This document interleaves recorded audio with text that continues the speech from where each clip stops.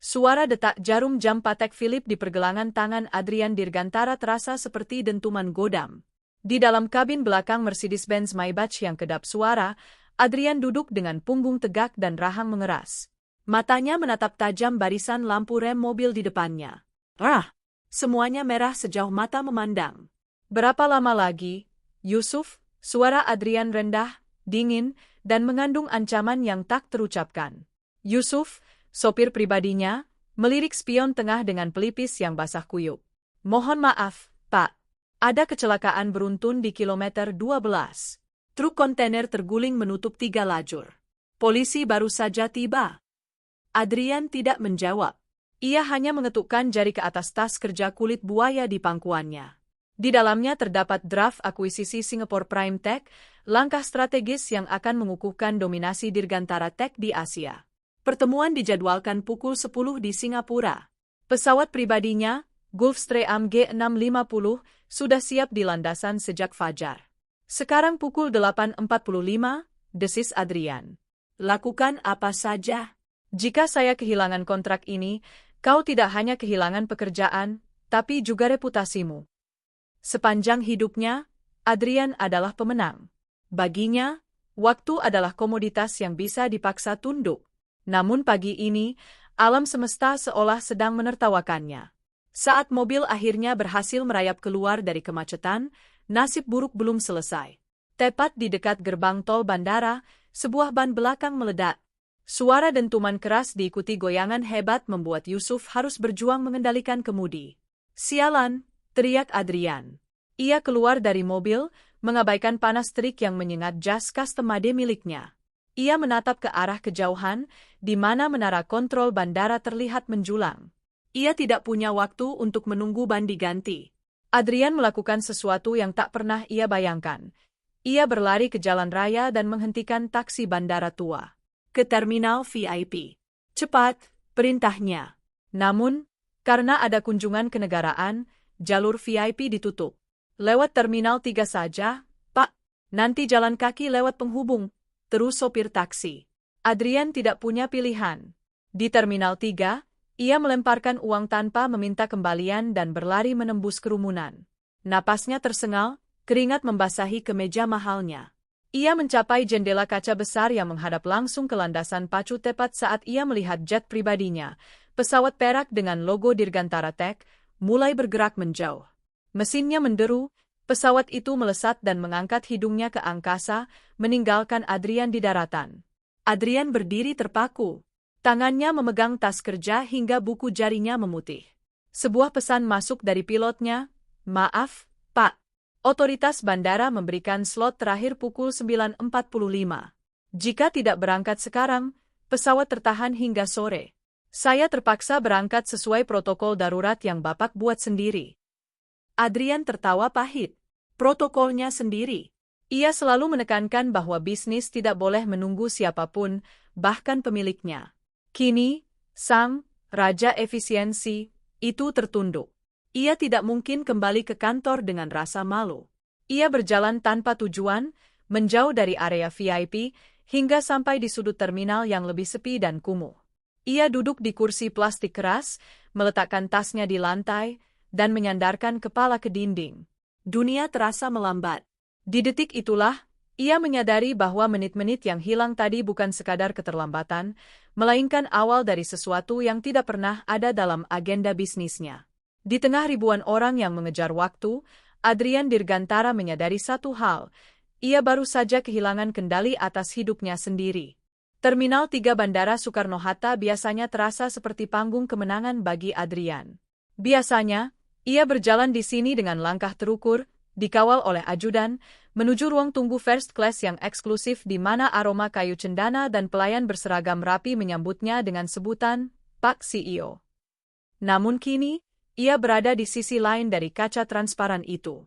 Ia duduk di kursi plastik biru yang keras, di area tunggu umum yang dipenuhi oleh keluarga yang hendak mudik, mahasiswa dengan ransel besar, dan para pekerja migran yang tampak cemas. Adrian melepaskan jas Tom Ford miliknya yang kini terasa berat dan menyesakkan. Ia melipatnya dengan sembarangan, suatu tindakan yang biasanya akan membuatnya ngeri, dan meletakkannya di atas tas kerja kulitnya. Kemeja putihnya sudah tidak lagi licin, kerahnya sedikit layu karena keringat dan dasinya sudah ia longgarkan hingga menggantung tak beraturan. Ia menatap tangannya. Tangan yang biasanya menandatangani cek miliaran rupiah itu kini sedikit gemetar. Amarahnya mulai mereda, digantikan oleh rasa hampa yang aneh. Ia merasa seperti seorang aktor yang tiba-tiba dikeluarkan dari naskah di tengah pertunjukan. Seluruh dunianya di kantor pusat Dirgantara Tech sedang bergerak, sibuk, dan panik karena hilangnya sang kapten, sementara di sini, di pojok terminal ini, tidak ada yang peduli siapa dia. Bagi orang-orang di sekitarnya, ia hanyalah pria kantoran yang tampak frustrasi karena mungkin saja baru saja diputus kekasihnya atau kehilangan dompet. Perutnya berbunyi, sebuah pengingat bahwa ia melewatkan sarapan mewahnya demi mengejar waktu yang sia-sia. Ia berdiri, merasa butuh kafein untuk menjernihkan pikirannya yang mulai kacau. Matanya menyisir area sekitar. Tidak ada gerai kopi premium yang biasa ia datangi. Yang ada hanyalah sebuah mesin penjual otomatis, vending machine, tua yang catnya mulai mengelupas di dekat pintu keluar darurat dan sebuah kedai kecil di pojok yang menjual kopi saset dalam gelas plastik. Saat itulah, matanya menangkap sesuatu, atau lebih tepatnya, seseorang. Seorang gadis berdiri di depan mesin penjual otomatis itu. Ia mengenakan seragam biru pucat yang sedikit kedodoran, menandakan bahwa ia mungkin adalah salah satu staf operasional tingkat bawah di bandara ini. Rambutnya diikat ekor kuda dengan rapi, meski beberapa helai anak rambut meluncur turun menutupi keningnya yang berkeringat. Gadis itu, Alana, tidak menyadari sedang diperhatikan. Ia sedang sibuk dengan telapak tangannya yang terbuka, menghitung tumpukan koin dan beberapa lembar uang kertas ribuan yang sudah lecek. Adrian memperhatikannya dengan dahi berkerut. Baginya, pemandangan seseorang yang menghitung uang receh untuk sekadar membeli minuman adalah sesuatu yang hanya ada di film-film drama sosial yang tidak pernah ia tonton sampai habis.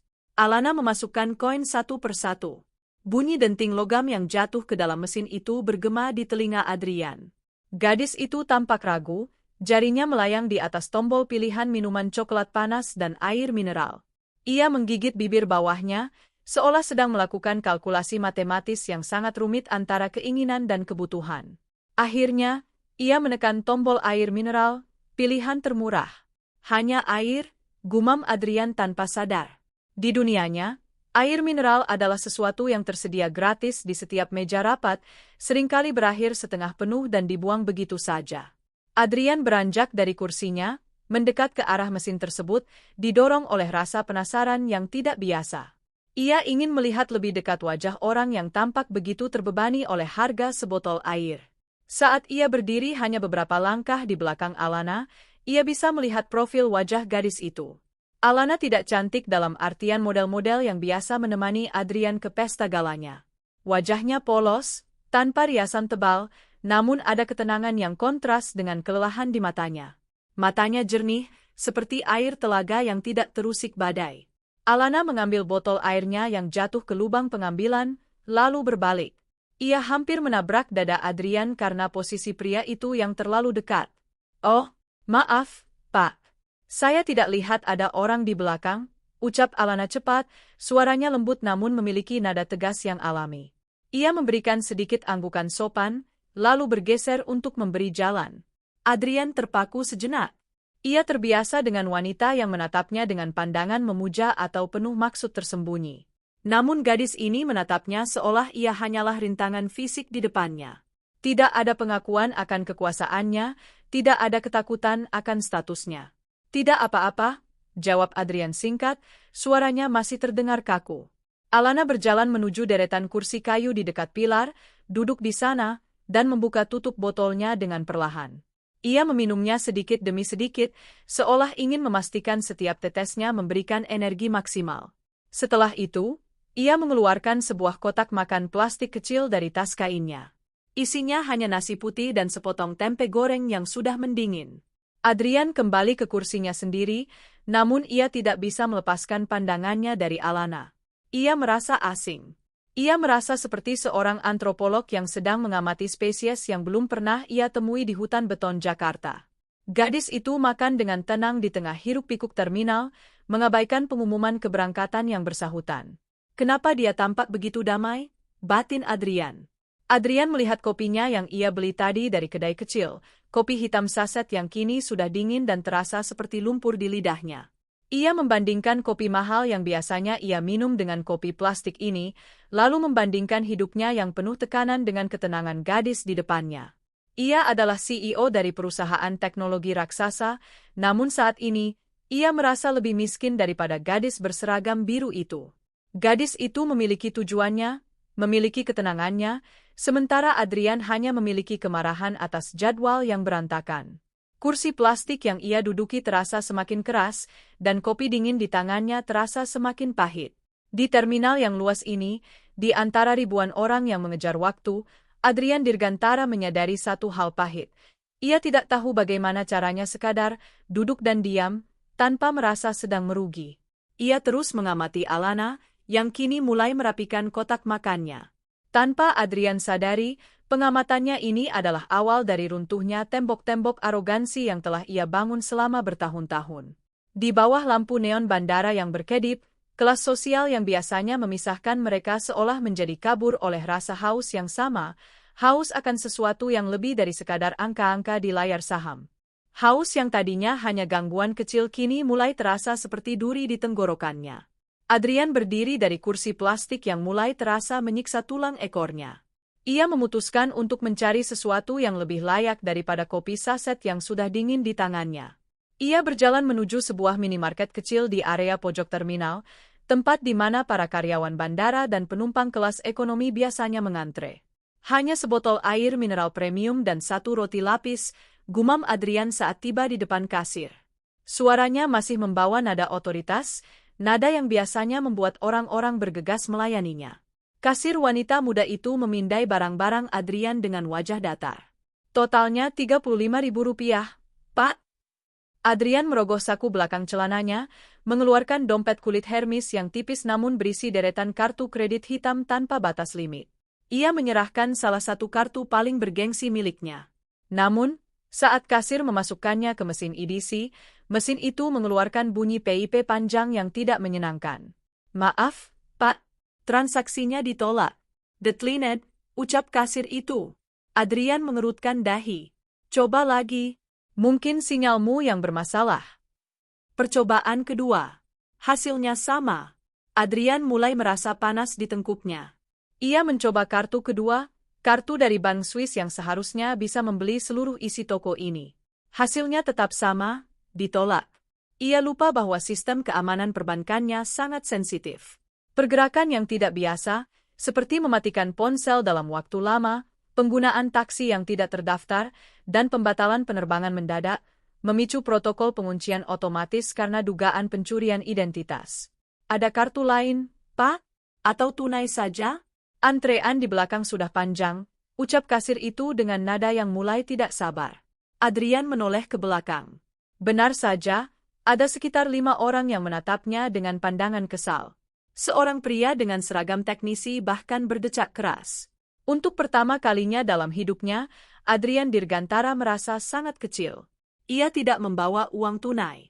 Ia tidak pernah butuh uang tunai, dunia biasanya membungkuk pada kartunya. Saya tidak membawa tunai, ucap Adrian, suaranya hampir menyerupai bisikan. Harga dirinya seolah runtuh ke lantai keramik bandara yang kusam. Ia bersiap untuk mengembalikan botol air itu dan pergi dengan rasa malu yang membakar. Namun, sebelum ia sempat berbalik, sebuah tangan mungil terjulur dari sampingnya. Tangan itu memegang selembar uang 10 ribuan yang lusuh dan beberapa koin perak. Pakai ini saja, Mbak. Ditambah uang saya yang tadi, harusnya cukup untuk airnya saja. Rotinya tidak usah, suara itu lembut namun tenang. Adrian menoleh. Itu gadis berseragam biru dari mesin penjual otomatis tadi. Alana. Mbak, ini uang terakhir Mbak untuk ongkos pulang, kan? Bisik kasir itu, yang nampaknya mengenal Alana. Alana hanya tersenyum tipis. Tidak apa-apa, Mbak Sari. Mas ini kelihatannya lebih butuh. Wajahnya sudah pucat begitu. Saya bisa jalan kaki sedikit ke pangkalan angkot depan. Kasir itu mendesah, mengambil uang Alana, dan menyerahkan botol air mineral itu kepada Adrian. Ini, Pak, berterima kasihlah pada Alana. Adrian terpaku. Ia memegang botol air dingin itu, namun rasanya lebih berat daripada emas 1 kilogram. Ia mengikuti Alana yang berjalan keluar dari toko. Gadis itu tidak menunggu ucapan terima kasih. Ia langsung menuju kursi panjang di dekat koridor, bersiap-siap untuk pulang setelah shift malamnya yang panjang. "Tunggu," panggil Adrian. Alana berhenti dan menoleh. "Iya, Mas? Ada yang salah?" Adrian melangkah mendekat, merasa sangat canggung. "Ini, kenapa kau melakukannya? Kau bahkan tidak mengenalku. Dan aku dengar itu uang terakhirmu." Alana menatap Adrian dengan tatapan yang sulit diartikan, campuran antara kasihan dan kesederhanaan. "Mas, di bandara ini, saya sering melihat orang hebat kehilangan arah. Mas kelihatan seperti orang yang dunianya baru saja kiamat. 10.000 tidak akan membuat saya kaya, tapi mungkin bisa membuat Mas tidak pingsan di sini." Adrian terdiam 1000 bahasa. Kalimat itu menghantam ego CEO-nya lebih keras daripada kegagalan kontrak triliunan rupiah tadi pagi. "Aku akan menggantinya 1000 kali lipat. Berikan nomor rekeningmu atau alamatmu," ucap Adrian, kembali ke insting lamanya yang menganggap segala hal bisa diselesaikan dengan uang. Alana tertawa kecil, suara tawa yang terdengar jujur di telinga Adrian. "Mas, kalau Mas memang mau menggantinya, cukup minum air itu dan duduklah sebentar. Jangan berdiri seperti patung di tengah jalan, Mas menghalangi orang lewat." Gadis itu kemudian menunjuk kursi kosong di sebelahnya. "Duduklah. Nama saya Alana. Dan Mas, siapa nama Mas? Selain pria dengan kartu yang rusak?" Adrian ragu sejenak. Jika ia menyebutkan nama lengkapnya, mungkin berita ini akan sampai ke media. Ia menarik napas panjang, melonggarkan dasinya lagi, dan duduk di samping Alana, memberi jarak yang sopan namun cukup dekat untuk mencium aroma sabun murah yang segar dari pakaian gadis itu. "Adrian," jawabnya pendek. Hanya Adrian.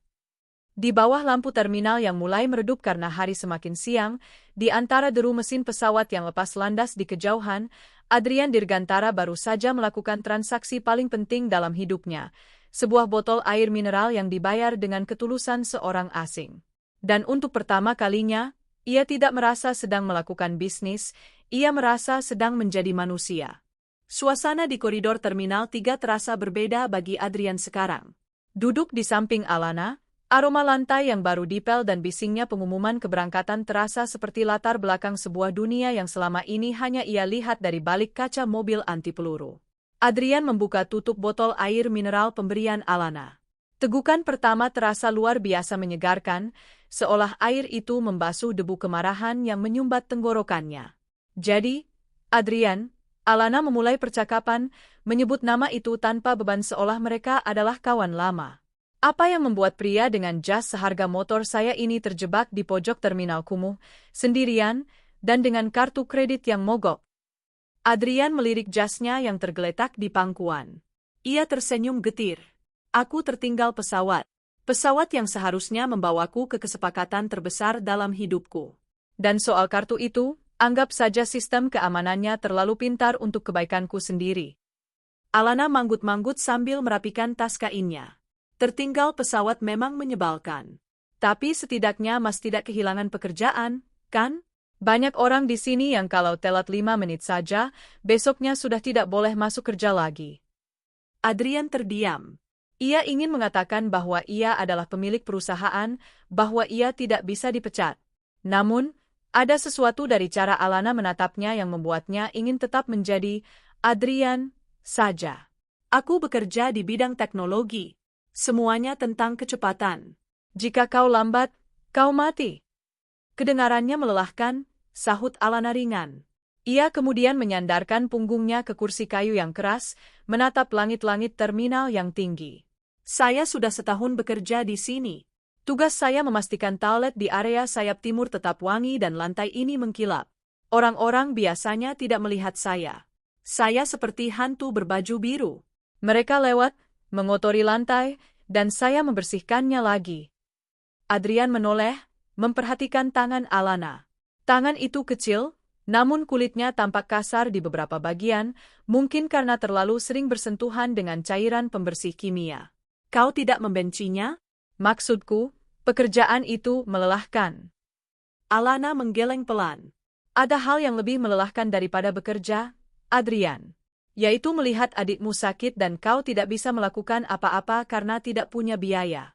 Selama saya bisa memegang sapu dan pel, itu artinya adik saya punya harapan untuk sembuh. Dia kena infeksi paru-paru, butuh pengobatan rutin. Jadi, setiap lantai yang saya bersihkan adalah langkah kecil untuk dia bisa bernapas lebih lega. Adrian merasa dadanya sesak. Di dunianya, masalah diselesaikan dengan memo atau perintah kepada asisten. Ia tidak pernah benar-benar memikirkan arti berjuang dalam bentuk fisiknya yang paling murni. Ia teringat bagaimana ia sering memaki stafnya hanya karena laporan yang terlambat 10 menit, tanpa pernah bertanya apakah mereka punya beban seberat yang dipikul gadis di sampingnya ini. Maafkan aku, ucap Adrian tulus. Alana menoleh, alisnya bertaut. Untuk apa? Mas kan bukan yang membuat adik saya sakit. Karena aku tidak tahu bahwa ada orang-orang yang berjuang sekeras itu hanya untuk hal-hal yang biasanya aku remehkan. Alana tertawa, sebuah tawa kecil yang terdengar sangat jujur. Mas ini aneh ya? Baru kenal sudah minta maaf, tapi tidak apa-apa.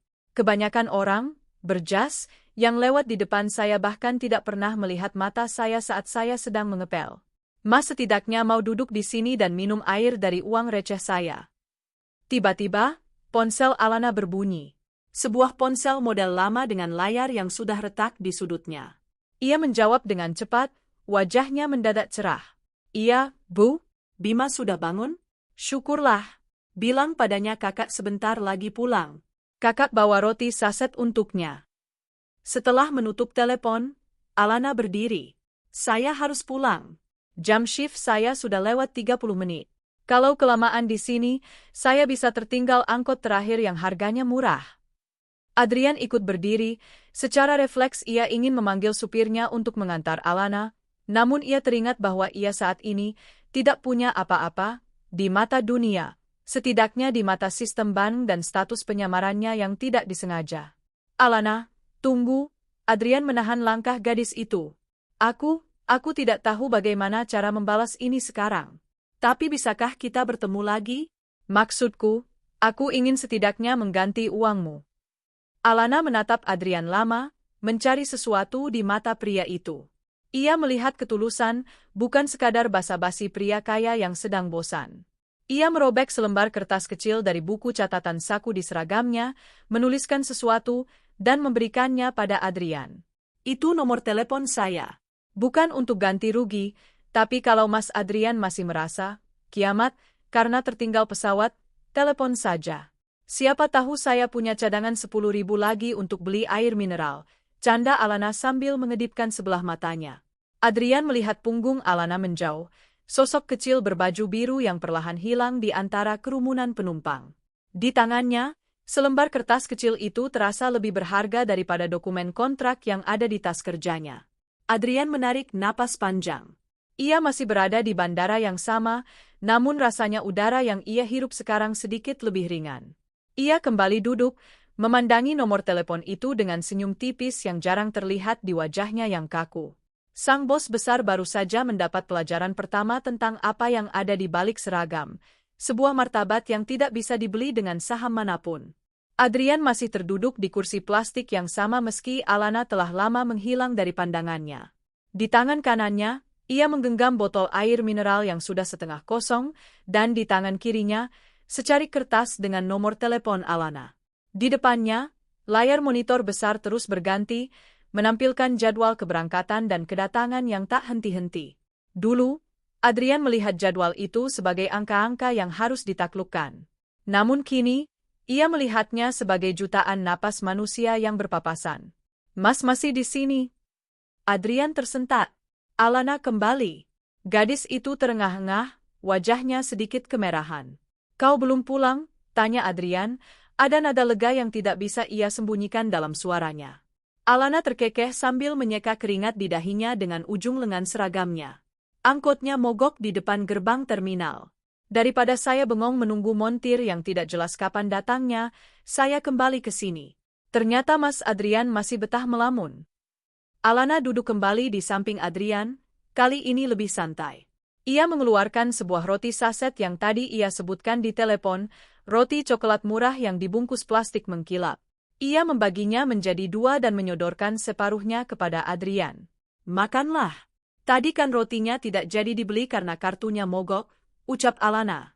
Adrian menerima roti itu. Jika ini terjadi kemarin, ia mungkin akan menolak mentah-mentah makanan yang tidak jelas standar kebersihannya ini. Namun sekarang, ia merobek plastiknya dan menggigitnya. Rasanya manis berlebihan, teksturnya kasar, tapi entah mengapa terasa jauh lebih mengenyangkan daripada kroasang mentega yang biasa ia santap di kabin jet pribadinya. "Alana," panggil Adrian setelah menelan kunyahannya. "Tadi aku menghitung kerugianku. Karena tertinggal pesawat itu, perusahaanku mungkin kehilangan potensi pendapatan sebesar 200 miliar rupiah. Kontrak itu adalah segalanya bagiku. Aku merasa, waktu 1 jam tadi adalah jam termahal dalam hidupku." Alana terdiam sejenak, memandangi roti di tangannya.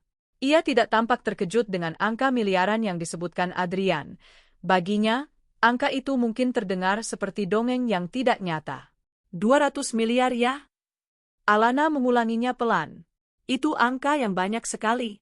Bisa buat beli seluruh angkot di Jakarta? Mungkin." Ia menoleh ke arah Adrian, matanya yang teduh menatap langsung ke dalam manik mata sang CEO. "Tapi Mas Adrian, boleh saya tanya sesuatu?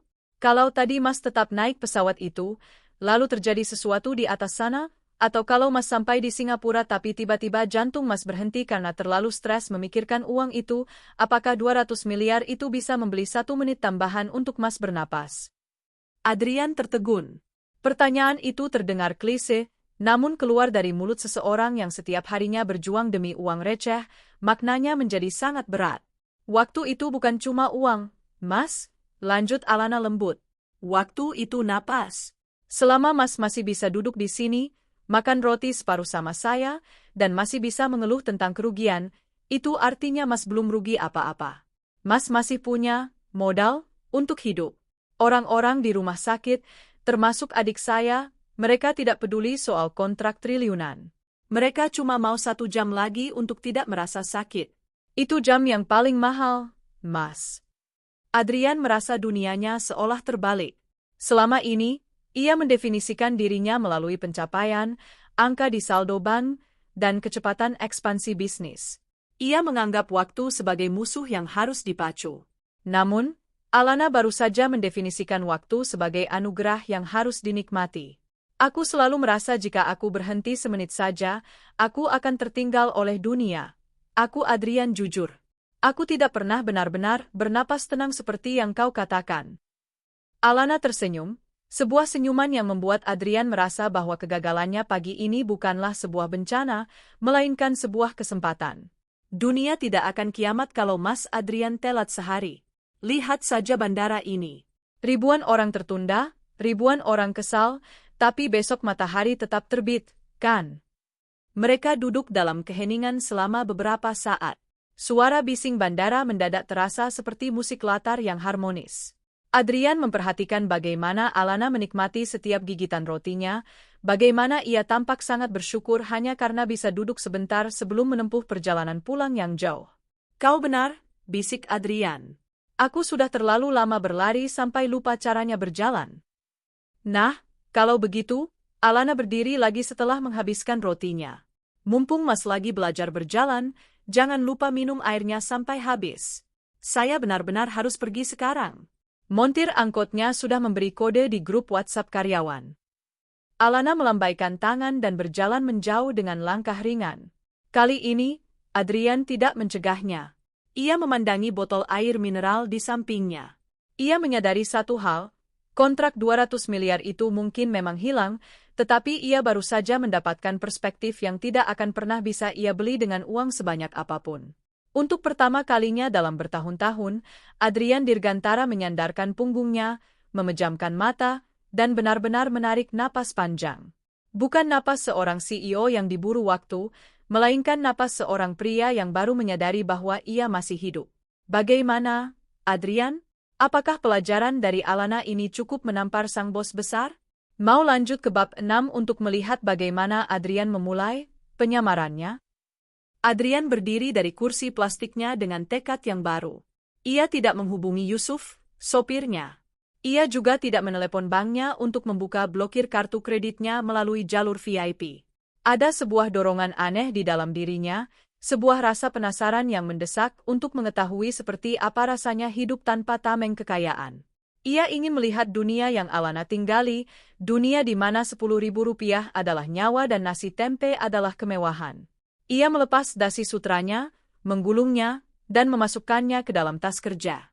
Ia melipat lengan kemejanya hingga ke siku dan membiarkan kancing kerah atasnya terbuka. Dengan jas yang tersampir di lengan, ia mulai berjalan mengikuti arah yang tadi dilalui Alana, menuju pintu keluar Terminal 3 yang paling ujung, tempat para karyawan operasional dan penumpang angkutan umum berkumpul. Langkah Adrian membawanya ke sebuah kantin semi terbuka yang terletak di dekat pangkalan bus dan angkutan kota. Aromanya sangat kontras dengan restoran berlabel Michelin yang biasa ia kunjungi. Di sini, aroma asap knalpot bercampur dengan wangi gorengan dan bumbu mie instan yang tajam. Di salah satu meja kayu panjang yang permukaannya sudah berminyak, ia melihat Alana. Gadis itu belum pulang. Ia sedang duduk bersama seorang pria parubaya yang mengenakan rompi teknisi bandara. Mereka tampak berbincang serius namun sesekali tertawa. Adrian ragu sejenak. Apa yang sedang kulakukan? Batinnya. Namun, kakinya tetap melangkah mendekat. Alana? Panggilnya. Alana menoleh, matanya membelalak kaget. Mas Adrian? Kok masih di sini? Saya pikir Mas sudah dijemput mobil mewah atau semacamnya. Adrian menarik kursi plastik di seberang Alana tanpa menunggu undangan. Mobilku sedang bermasalah. Dan sejujurnya, aku sedang malas pulang. Aku butuh suasana baru. Alana memperhatikannya dari ujung kepala sampai ujung kaki. Penampilan Adrian yang sedikit berantakan, kemeja yang kusut dan keringat di pelipisnya, membuatnya tampak seperti pria kantoran biasa yang sedang mengalami hari yang sangat buruk. Mas benar-benar terlihat seperti orang yang baru saja dipecat, celetuk Alana sambil terkikik. Ini Pak Jono, senior saya di bagian mekanik. Pak, ini Adrian. Pria yang tadi saya ceritakan, yang kartunya mogok di minimarket. Pak Jono tertawa ramah, tangannya yang hitam karena oli menjabat tangan Adrian dengan kuat. Sabar, Mas. Namanya juga hidup di Jakarta. Kadang di atas, kadang di bawah. Makan dulu, biar pikirannya jernih. Aku tidak punya tunai, ingat, bisik Adrian pada Alana dengan nada bercanda. Tenang saja, kali ini Mas Jono yang bayar. Dia baru saja dapat bonus lembur, kata Alana sambil mengedipkan mata. Tak lama kemudian, sebuah mangkuk berisi mie instan dengan satu butir telur rebus dan potongan sawi hijau diletakkan di depan Adrian. Di sampingnya ada segelas es teh manis yang es batunya sudah setengah mencair. Adrian menatap mangkuk itu. Di kantornya, ia memiliki koki pribadi yang bisa memasak apa saja. Namun, saat ia menyuapkan mie instan itu ke mulutnya, rasa gurih yang sederhana itu meledak di lidahnya. Entah karena lapar atau karena suasana hati yang sedang tidak menentu, mie itu terasa jauh lebih nikmat daripada hidangan penutup manapun yang pernah ia beli. Bagaimana? Enak? Tanya Alana. Luar biasa, jawab Adrian tulus. Sepanjang makan siang itu, Adrian lebih banyak mendengarkan. Ia mendengarkan keluhan Pak Jono tentang suku cadang mesin yang makin mahal, cerita Alana tentang lucunya tingkah penumpang yang sering tertinggal barang, hingga obrolan mereka tentang mimpi-mimpi kecil. Pak Jono ingin menyekolahkan anaknya hingga sarjana hukum, sementara Alana hanya ingin melihat adiknya, Bima, bisa berlari lagi tanpa sesak napas. Tidak ada pembicaraan tentang akuisisi perusahaan, saham, atau persaingan pasar global. Di sini, di kantin beratap seng ini, kesuksesan diukur dari seberapa banyak tawa yang bisa dihasilkan setelah shift kerja yang melelahkan. Adrian merasa seolah-olah ia sedang mengenakan penyamaran yang sempurna. Bagi mereka, ia hanyalah Mas Adrian, pria kantoran yang malang. Dan Adrian menyukai identitas itu. Untuk pertama kalinya, ia tidak perlu menjadi Adrian Dirgantara yang selalu benar dan tak pernah gagal. Mas Adrian tinggal di mana? Tanya Pak Jono. Di daerah pusat. Apartemen kecil? Bohong Adrian. Ia tidak mungkin menyebutkan bahwa ia tinggal di sebuah geria tawang, penthouse, yang luasnya setara dengan separuh area kantin ini. Wah, daerah mahal itu. Harus semangat cari kerja lagi, Mas. Jangan menyerah karena satu kegagalan. Pak Jono menepuk bahu Adrian dengan keras, membuat sang CEO hampir tersedak mie. Alana memperhatikan Adrian dengan seksama. Ia menyadari ada sesuatu yang tidak biasa dari cara pria itu berbicara dan memegang garpu, namun ia memilih untuk diam. Ia menghargai usaha Adrian untuk melebur. Sudah sore, saya harus benar-benar pulang sekarang, ucap Alana saat melihat jam dinding kantin. Angkotnya sudah siap. Boleh aku ikut? Tanya Adrian tiba-tiba. Alana mengerutkan kening. Ikut kemana? Ke pangkalan angkot? Mas yakin mau naik angkot? Panas dan sesak loh. Aku ingin tahu bagaimana rasanya, jawab Adrian mantap. Alana mengangkat bahu. Ya sudah, ayo. Tapi jangan mengeluh kalau bajumu makin kusut ya. Saat mereka berjalan menuju pangkalan angkot, Adrian merasakan debaran jantung yang aneh. Debaran yang bukan karena kecemasan bisnis, melainkan karena antusiasme akan sesuatu yang benar-benar baru. Sang bos besar telah resmi meninggalkan tahtanya di bandara, memulai perjalanan penyamaran yang akan membawanya jauh lebih dalam ke dalam hati gadis yang telah menyelamatkannya dengan sebotol air mineral. Langit di atas Bandara Soekarno-Hatta yang tadinya biru cerah mendadak berubah menjadi abu-abu pekat dalam waktu singkat. Angin kencang mulai bersiul di sela-sela bangunan terminal, dan tak lama kemudian, hujan turun dengan intensitas yang luar biasa, seolah-olah langit sedang tumpah. Suara petir menggelegar, membuat kaca-kaca besar di lobi keberangkatan bergetar. Adrian dan Alana baru saja mencapai tepian pangkalan angkutan umum ketika badai menerjang. Air hujan yang terbawa angin langsung membasahi kemeja putih Adrian dalam hitungan detik. Gawat, kalau hujannya seperti ini, angkot tidak akan jalan ke arah pemukiman bawah, jalannya pasti banjir, teriak Alana di tengah kebisingan hujan. Ia menarik lengan Adrian, membawanya berteduh di sebuah halte kecil yang sudah dipenuhi oleh orang-orang yang senasib. Mereka berdiri berhimpit-himpitan. Adrian, yang biasanya memiliki ruang pribadi seluas kantor eksekutif, kini harus merasakan bahunya bersentuhan dengan pundak orang asing. Namun, anehnya, ia tidak merasa risih. Fokusnya hanya tertuju pada Alana yang sedang berusaha melindungi tas kainnya agar tidak basah. Mas Adrian, maaf ya.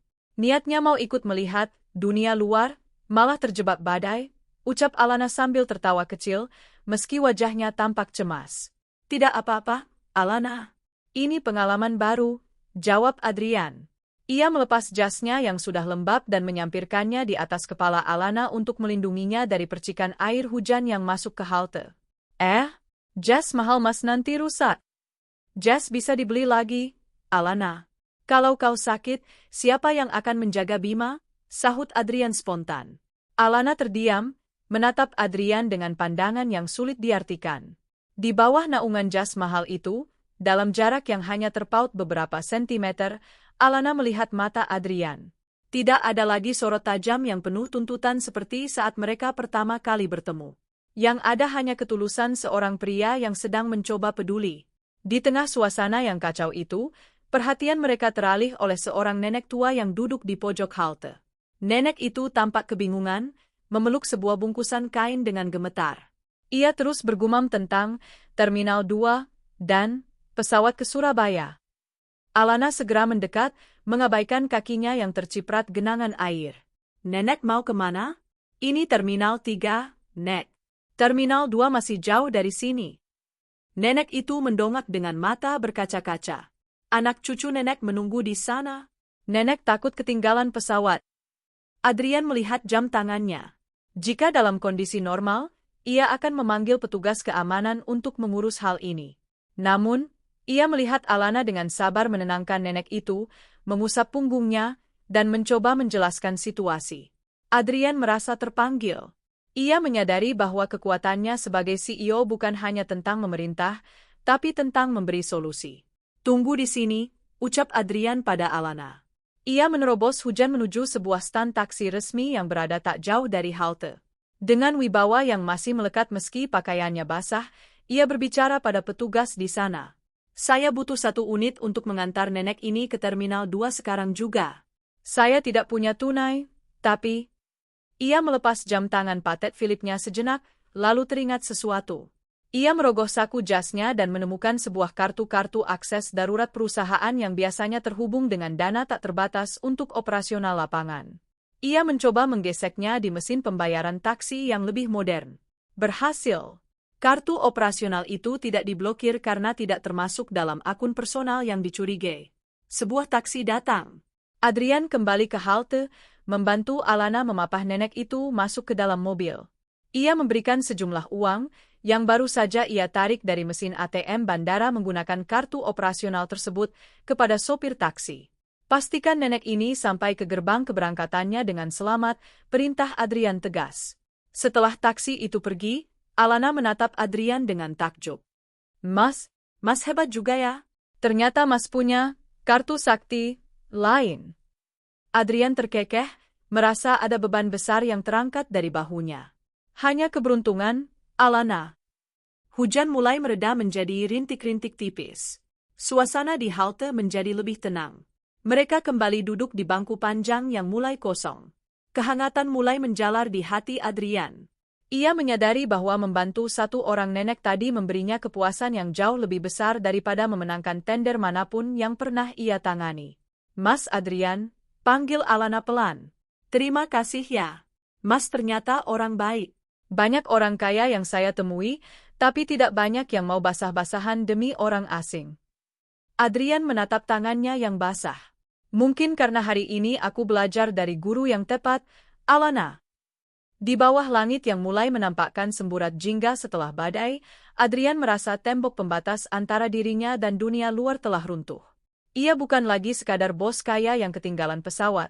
Ia adalah seorang pria yang baru saja menemukan kembali nuraninya di tengah badai bandara. Dan saat ia menatap Alana, ia menyadari bahwa ia tidak ingin penyamaran ini segera berakhir. Ia ingin tahu lebih banyak, ia ingin tinggal lebih lama. Karena di sini, bersama gadis pemegang sapu ini, Adrian merasa lebih penuh daripada saat ia berada di puncak gedung pencakar langitnya. Sisa-sisa hujan masih menetes dari atap halte saat suasana mulai mereda. Adrian dan Alana sedang berbagi tawa kecil tentang bagaimana mereka terlihat seperti dua tikus kecebur parit karena pakaian mereka yang basah kuyup. Adrian baru saja akan menanyakan lebih dalam tentang hobi Alana, ketika sebuah suara klakson yang nyaring dan berwibawa memecah ketenangan di depan pangkalan angkot itu. Dua buah mobil Mercedes-Benz S-Class hitam mengkilap, yang tampak sangat kontras dengan angkot-angkot berkarat di sekitarnya, berhenti tepat di depan mereka. Pintu mobil terbuka serempak, dan 4 pria berbadan tegap dengan setelan safari hitam keluar dengan wajah tegang. Seorang pria parubaya dengan kacamata bingkai emas berlari kecil menuju halte. Itu adalah Pramono, sekretaris pribadi Adrian yang paling setia. Wajahnya pucat pasi, matanya menyapu seisi halte hingga tertuju pada sosok pria yang duduk di samping gadis berseragam biru. Pak Adrian. Syukurlah. Pramono berseru dengan suara yang bergetar karena lega sekaligus panik. Kami sudah mencari Bapak ke seluruh penjuru terminal. Tim keamanan internal bahkan hampir melaporkan penculikan ke Polda. Adrian memejamkan mata sejenak, mengembuskan napas panjang. Ia tahu saat ini akan datang, namun ia tidak menyangka akan secepat dan sedramatis ini. Ia merasakan tubuh Alana yang duduk di sampingnya mendadak kaku. Pramono berdiri di depan Adrian, membungkuk hormat tanpa mempedulikan orang-orang di halte yang kini melongo. Pak, mobil sudah siap. Kami sudah menjadwalkan ulang pertemuan di Singapura melalui telekonferensi tingkat tinggi dari kantor pusat. Pesawat Bapak sudah kembali dan siap terbang kapan saja Bapak mau. Mari, Pak, Anda harus segera berganti pakaian. Anda bisa terkena pneumonia. Adrian berdiri perlahan, namun matanya tidak menatap Pramono. Ia menatap Alana. Gadis itu mendongak, wajahnya pucat.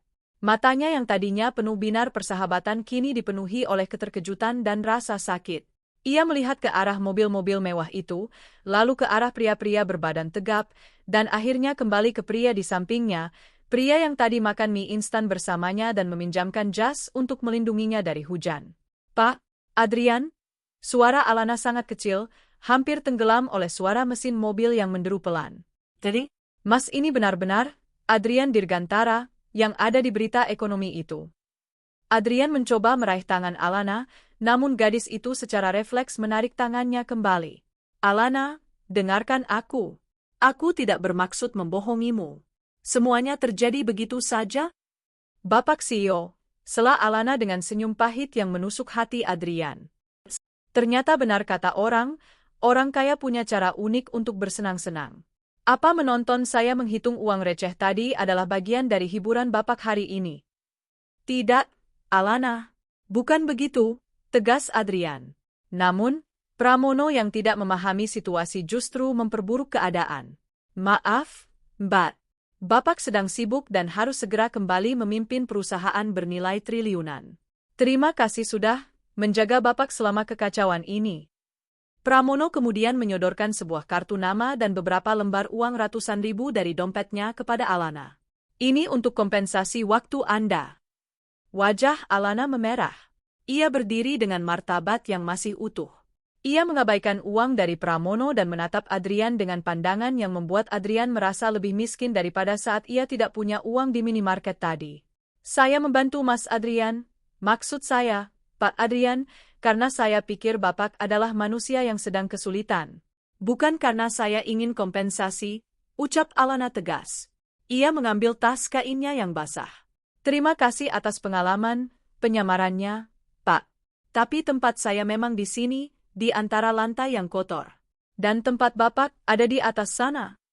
Alana berbalik dan berlari menuju sebuah angkot yang baru saja datang, menghilang di dalam kerumunan penumpang yang sesak.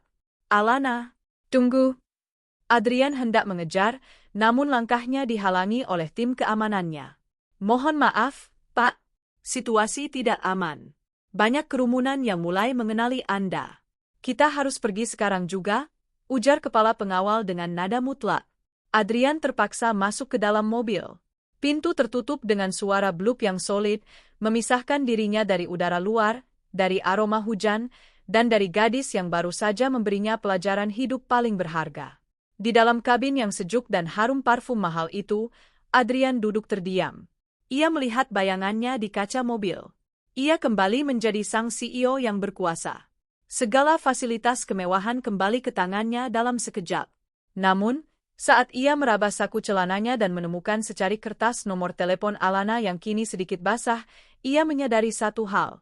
Kemenangan bisnisnya di Singapura tidak ada artinya jika ia harus kehilangan satu-satunya orang yang melihatnya sebagai manusia, bukan sebagai mesin uang. Mobil melaju meninggalkan bandara, membawa Adrian kembali ke dunianya yang megah, namun hatinya tertinggal di sebuah halte kecil yang basah. Ruang kerja Adrian di lantai 50 Dirgantara Tower menawarkan pemandangan Jakarta yang spektakuler, namun bagi Adrian, dinding kaca setinggi langit itu terasa seperti penjara transparan. Seminggu telah berlalu sejak insiden di bandara. Kontrak dengan Singapore Prime Tech berhasil diselamatkan melalui negosiasi maraton via video conference, para investor kembali tenang, dan jadwal Adrian kembali padat hingga menit terakhir. Namun, ada yang salah. Setiap kali ia menyesap kopi luwak yang disajikan sekretarisnya, ia teringat rasa pahit manis kopi saset di gelas plastik. Setiap kali ia duduk di kursi ergonomis seharga ribuan dolar, ia teringat kerasnya kursi plastik biru di Terminal 3. Dan setiap kali ia melihat angka-angka triliunan di layar monitornya, ia teringat selembar Rp10.000 yang diberikan Alana dengan tulus. Pramono, panggil Adrian melalui interkom.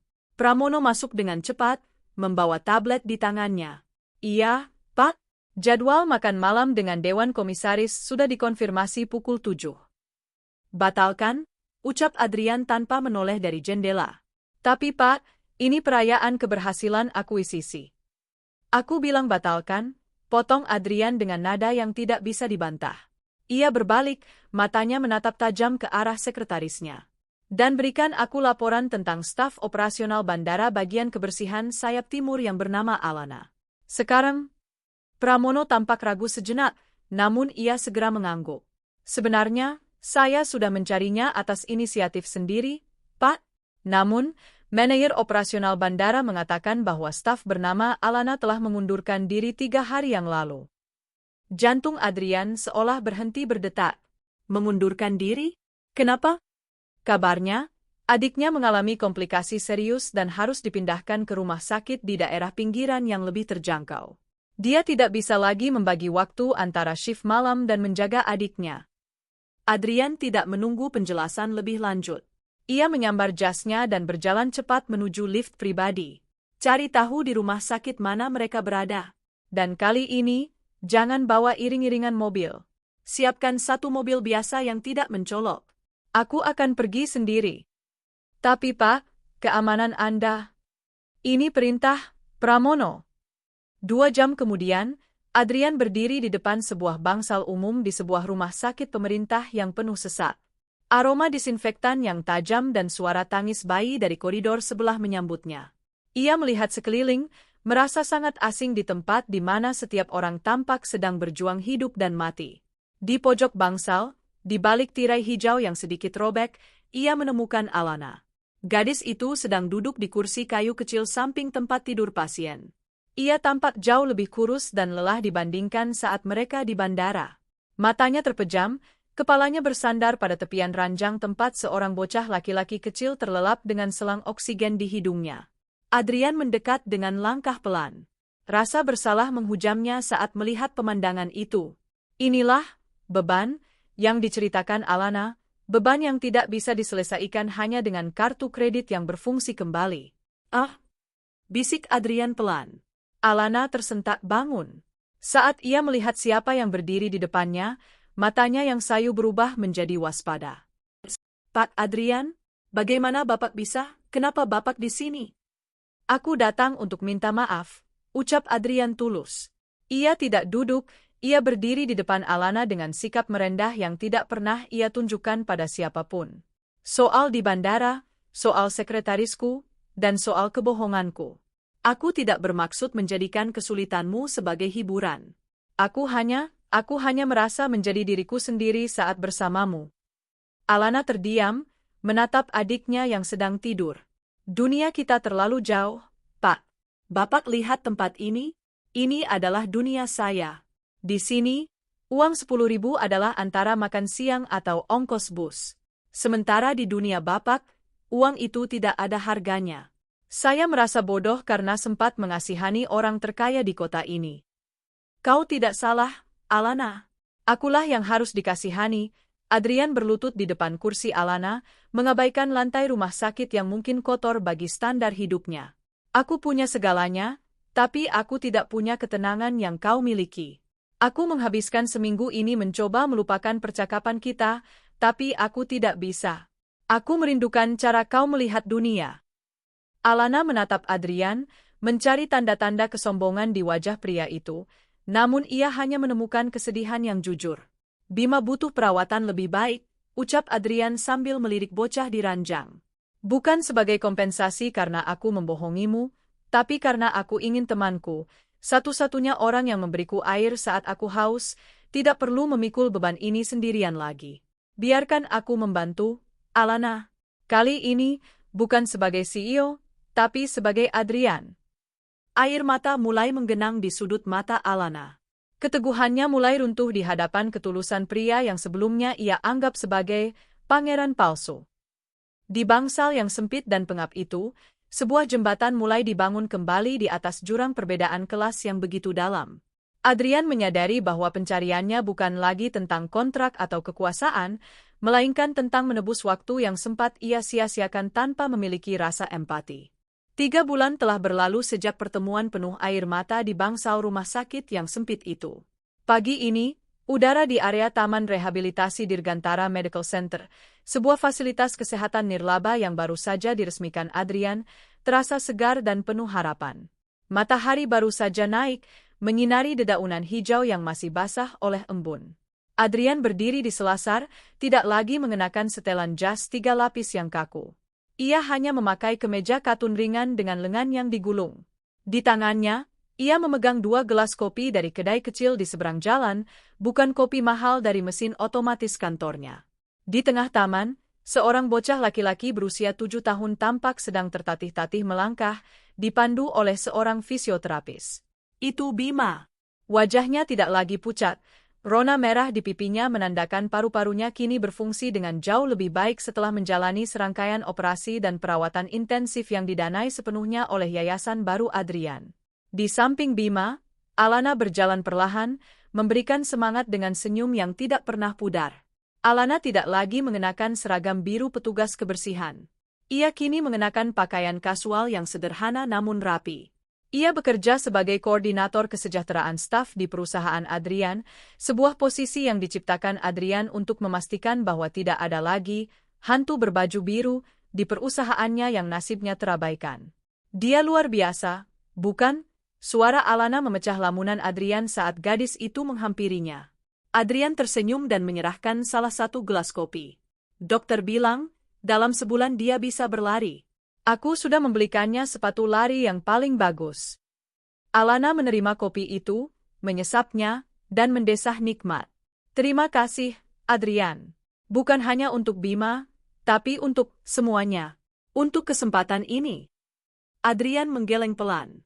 Ia menatap Alana dengan tatapan yang jauh lebih dalam daripada sekadar rasa terima kasih. Akulah yang berutang padamu, Alana. Jika hari itu aku tidak tertinggal pesawat, aku mungkin masih menjadi pria yang mengukur harga diri dengan angka di layar saham. Aku mungkin sukses secara bisnis, tapi aku akan mati secara batin. Mereka berjalan beriringan di sepanjang jalan setapak taman. Suara deru pesawat yang lepas landas dari bandara yang tak jauh dari sana terdengar sayup-sayup di kejauhan.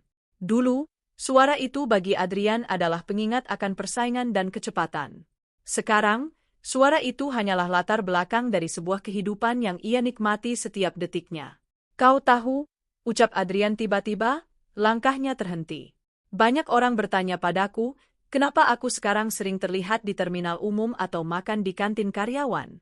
Mereka pikir aku sedang melakukan riset pasar atau pencitraan politik. Alana terkekeh. Lalu apa jawabanmu? Adrian menatap mata Alana, mata yang pertama kali memberinya secercah kemanusiaan di tengah kegelapan arogansinya. Aku bilang pada mereka, aku sedang mencari pesawat yang tertinggal. Tapi kali ini, aku tidak ingin mengejarnya. Aku ingin tetap di daratan, karena di sini, aku menemukan sesuatu yang lebih berharga daripada semua destinasi yang pernah aku tuju. Adrian merogoh sakunya dan mengeluarkan sesuatu. Bukan cincin berlian besar yang biasa diberikan para konglomerat di film-film. Ia mengeluarkan sebuah gantungan kunci kecil berbentuk pesawat perak sederhana yang di bawahnya tergantung sebuah koin Rp10.000 yang sudah dilaminating rapi. 10.000 ini adalah awal dari segalanya, kata Adrian lembut. Alana, aku tahu kita berasal dari dunia yang berbeda. Tapi kau mengajariku bahwa di bawah semua label sosial ini, kita hanya dua manusia yang butuh didengar dan dihargai. Maukah kau terus mengajariku cara berjalan perlahan? Bukan sebagai bos dan karyawan, tapi sebagai dua orang yang ingin menempuh sisa perjalanan ini bersama. Alana tertegun. Ia melihat koin itu, lalu melihat wajah pria yang kini tak lagi asing baginya. Tidak ada lagi tembok besar yang memisahkan mereka. Hanya ada kehangatan yang jujur. Asalkan Mas Adrian tidak mengeluh kalau kita harus naik angkot sesekali, jawab Alana dengan binar jenaka di matanya. Adrian tertawa lepas, suara tawa yang terdengar sangat ringan. Ia menarik Alana ke dalam pelukannya di bawah langit pagi yang cerah. Di kejauhan, sebuah pesawat terbang tinggi menembus awan, membawa penumpang menuju berbagai tujuan dunia. Namun bagi Adrian Dirgantara, tujuannya sudah tercapai. Ia menyadari bahwa tertinggal pesawat di Terminal 3 adalah keberuntungan terbesar dalam hidupnya.